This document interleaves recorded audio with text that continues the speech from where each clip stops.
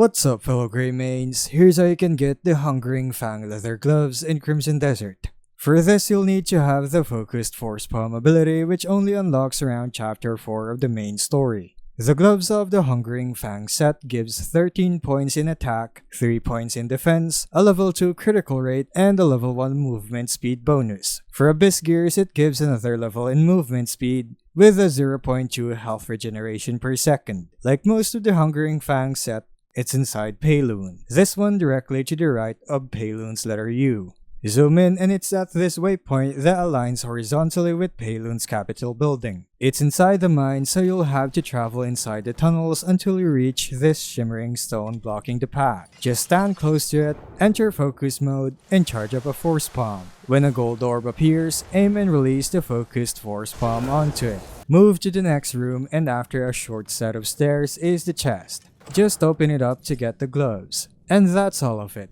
If you found this video helpful, don't forget to like and subscribe for more Crimson Desert guides. Thanks for tuning in, and I'll see you in the next video.